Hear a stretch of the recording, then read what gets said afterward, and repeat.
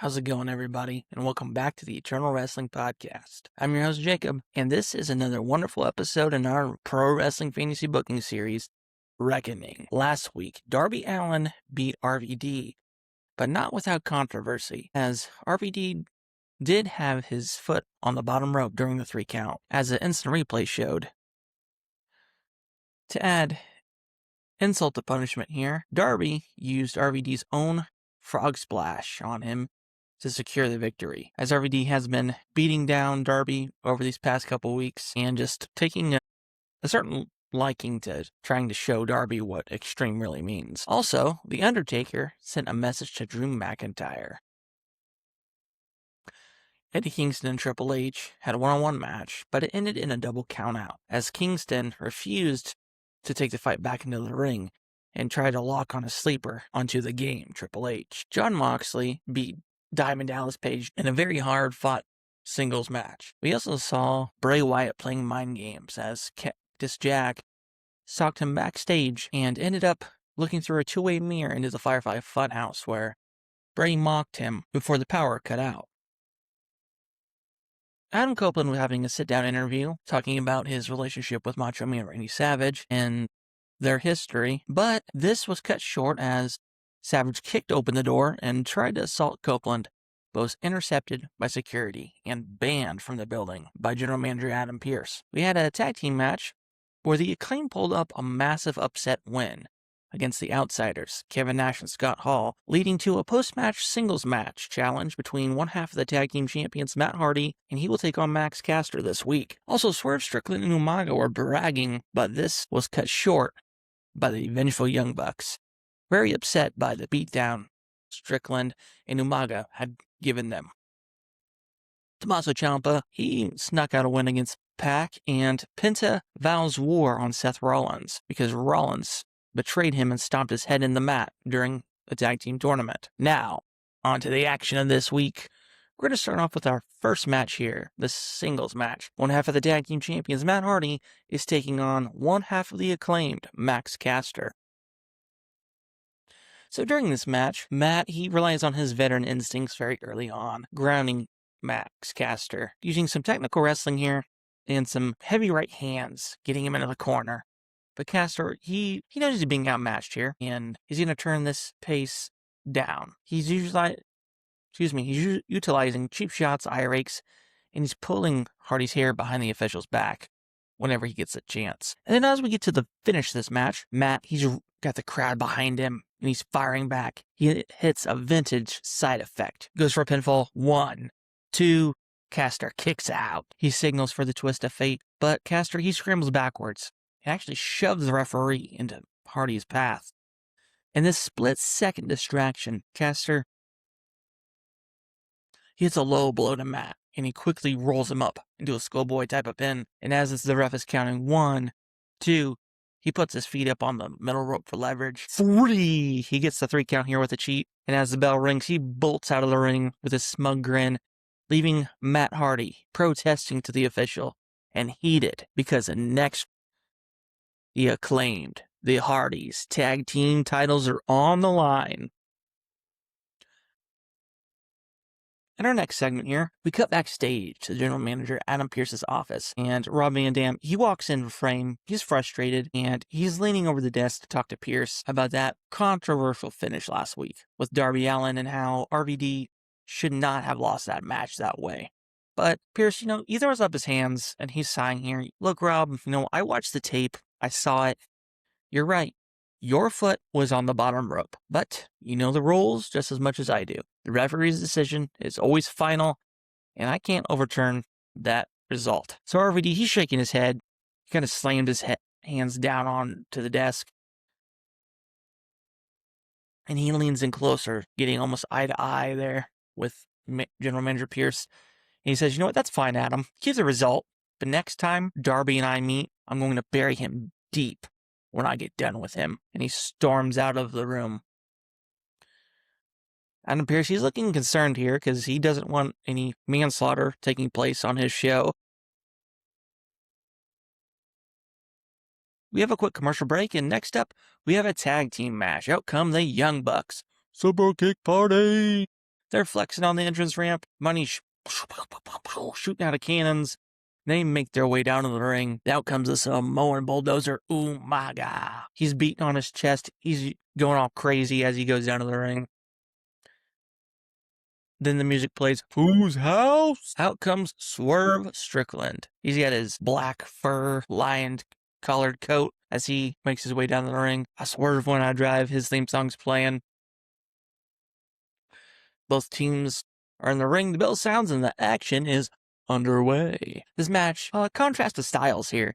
The Bucks, they use their tag team chemistry, super kicking, flying over the ring to keep the monster Umaga off of his feet. And they're more of a cohesive tag team because it's the first time in our series that Swerve and Umaga are teaming together, as Swerve has decided to pay for the services of Umaga as a backup here, as Swerve decides that he's going to take over the Reckoning brand. But anyways, back to the action in the ring.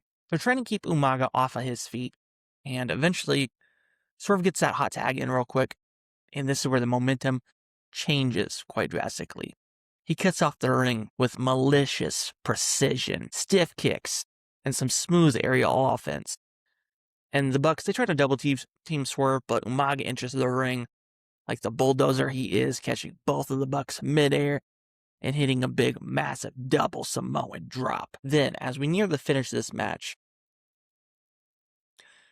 starts breaking down into chaos. Matt Jackson, he gets completely isolated because Umaga was the legal man here. Umaga's blindsiding him with a devastating corner-to-corner, the Samoan hip attack.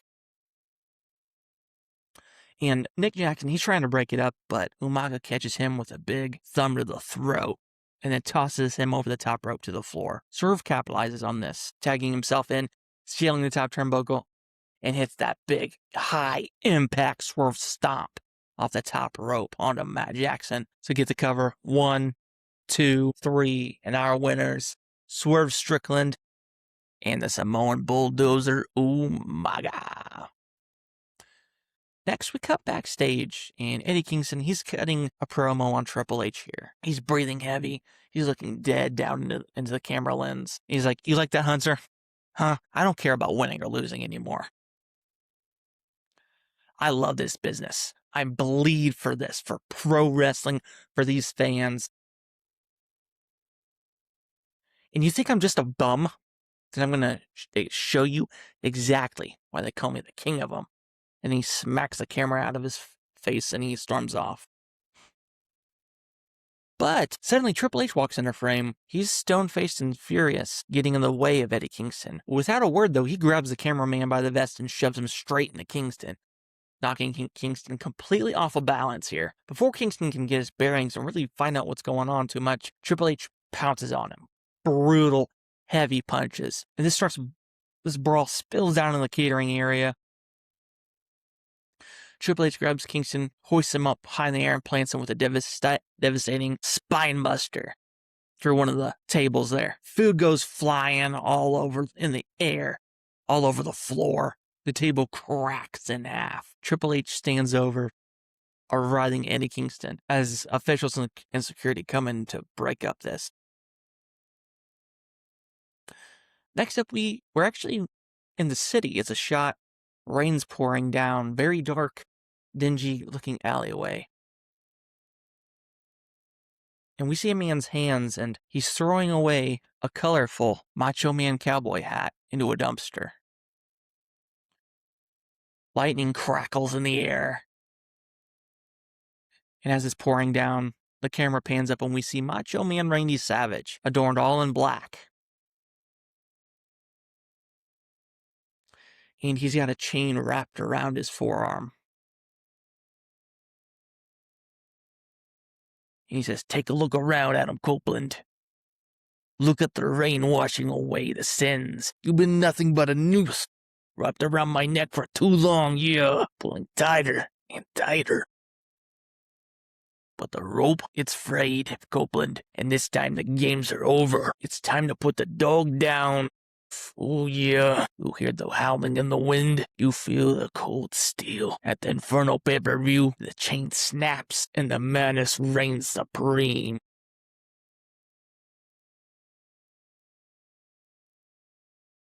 And then the The camera goes and cuts to black. Next we got a singles match here. The Scottish Warrior Drew McIntyre taking on Johnny Gargano. And Johnny Gargano has decided that he's a lone wolf and dissolved the team of DIY from Tommaso Ciampa in our series. So this is a classic David Goliath type of story here. Gargano uses his speed, his technicality to target Drew's legs, trying to chop down this massive Scotsman. However, Drew is his brutal power here, tossing Johnny across the ring, massive overhead belly-to-belly suplexes, heavy chops that echo throughout the arena, tearing up the chest of Gargano, all red, and you can see the handprints across Gargano's chest. But Gargano, he's fighting back. He's showing heart here, and he kicks out of a massive sit-down powerbomb and battling back with a DDT of his own. Then we get closer to the finish of this match. Gargano, he goes to the apron looking for a slingshot spear, but Drew anticipates this, catching Gargano midair. Johnny slides down Drew's back and attempts like a roll-up type of pin maneuver, but Drew powers out almost immediately. Gargano, he's charging back in. Drew hits an explosive Claymore kick out of nowhere, turning Gargano inside out. He makes the cover, and he gets that 3 count for the victory. Drew, he's celebrating the hard-fought win, but yet he is upset because Undertaker has been sending Druids after him, trying to play mind games and get at the big Scotsman. But the camera pans to Gargano, and he rolls out of the ring, and Drew's not paying attention to Gargano at all. Johnny, he gets a chair from the production announcer table side, and he's being a snake here, and he slides into the ring, and he hits that steel across the back of Drew McIntyre, knocking Drew down to the canvas, and we hit a quick commercial break. As we come back from the commercial break, Gargano, he's inflicting some more damage with the chair, beating down on Drew McIntyre. He's just in a sour mood, very angry, as he has not had a lot of success here on the Reckoning brand, as he thought he would. But then the lights flicker, and ominous music hits the arena, and out storms Aleister Black and Brody King, the Undertaker's generals of the House of Darkness, as they call themselves. And as they march down the ramp, Gargano, he storms out. He bolts through the crowd, running off into the arena concourse area. He doesn't want anything to do with these two men. And as they slide into the ring, they just pick the bones of Drew.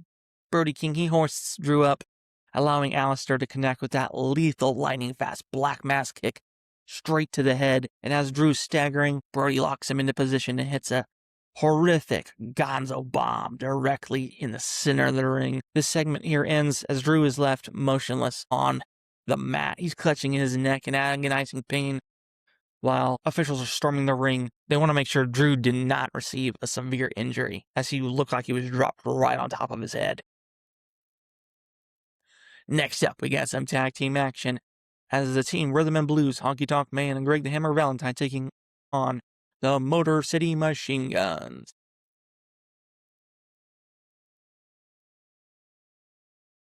This is a showcase of speed and some tag team perfection here. Right from the opening bell, the Machine Guns are overwhelming Rhythm and Blues. Before Honky Tonk Man or even Greg the Hammer Valentine can really get a strategy going in this match, Alex Shelley and Chris Sabin, they use their high-speed, synchronized double-team maneuvers to really take down the legends here. Towards the finish of this match, Sabin, he hits a beautiful enziguri that sends Valentine staggering, followed immediately by Alex Shelley hitting a drop kick to the knee. Rhythm and Blues, they're totally helpless. The Machine Guns, they quickly set up their devastating finishing move, the Skull and Bones, the neck breaker crossbody combo on Honky Tonk Man. They get the cover. 1, 2, 3. Almost a lightning fast squash victory here to assert their dominance in the tag team division. Next up, Kevin Owens storms out of the ring. His theme music is hitting. Some of the crowd is chanting, "Fight, Owens, fight!" And he looks very much livid here, completely pissed off. He snatches a mic out of one of the production guys' hands, and he's like, "I am sick of the politics. I am sick of waiting. I'm not leaving this damn ring tonight until I get my world title match." But before he can fire off more from the mouth, the crowd pops as our world champion, Finn Bálor, emerges through the curtain at the top of the entrance stage. He's got that title draped over his shoulder, and he walks down to the middle of the ramp, with a mic in his hand. The funny thing about all this, Kevin, is if you would have just been professional, you would have had your title match by now. And I actually looked at you like an equal. But you trying to cheap shot on me, you showed me nothing at all. All you showed me is that you are a two-faced prick. And Kevin Owens, he's just losing his mind here. He just slams the mic down in the middle of the ring and he sprints through the ropes, charging straight at our world champion. But before he can get close enough, security comes in between the two men, separating all this chaos. Out comes our general manager, Adam Pearce, and he's screaming over the noise. Boys, stop it right now. Stop it. You two are not fighting tonight. Because I need a world title match for our pay-per-view. So it's official. At Inferno, Kevin Owens, Finn Bálor for the world title. And next week, in the middle of that ring, you two are signing the contract. And that is final. We cut backstage. It's a very dark room here. We see Cactus Jack. He's sitting on a wooden crate. And the only light really coming in this room is from a box of matches. He keeps striking a match and watching it burn down. He strikes a couple. And then finally he strikes one more. And we see the flame burning closer and closer to his fingertips. He's not blinking at all here. And then he starts talking. Bray, you want to play your mind games, huh? You want to take my friend away from me? You want to burn my entire world down to ash? No. You don't understand who you're dealing with, man. I've been to the darkest places this world has to offer. I've lived in the dark. I worship the pain. And at Inferno, I want you to feel the flames. And I want to feel them right alongside you, even if I have to drag you kicking and screaming and send you to hell myself. Bang, bang. He finally drops the last match directly into the camera lens.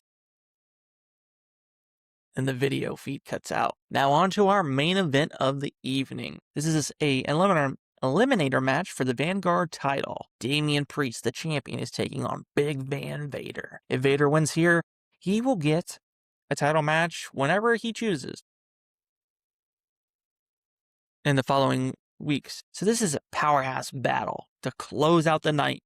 Damian Priest, he tries to use his agility, striking to rock the Mastodon, but hitting Vader, he's hitting those heavy spinning heel kicks, massive falcon arrow that shakes the ring.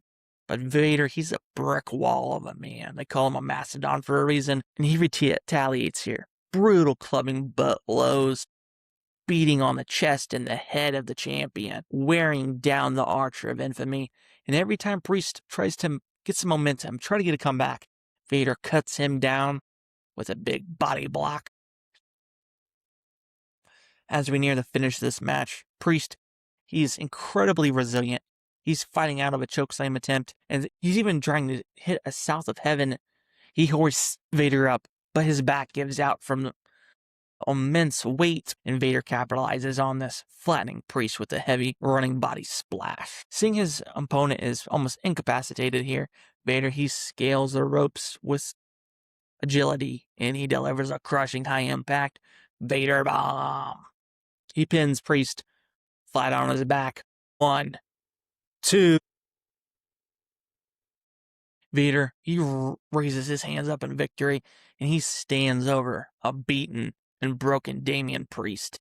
He points at the camera, and he's shouting at the top of his lungs that next week he wants his title match. He demands it. So next week is our go-home show before our pay-per-view, Inferno, which will air July 4th. Free pay-per-view, of course. So next week we will see Seth Rollins taking on Penta in a grudge match. We will see a contract signing for the world title, Finn Bálor and Kevin Owens. We will see the tag team titles defended, along with our mid-card title, the Vanguard title, defended as well. All that and so much more next week as we go into our Inferno pay-per-view. Well, as always, I hope you guys enjoy this fantasy booking series. I'm Jacob, and I hope you guys have a good one.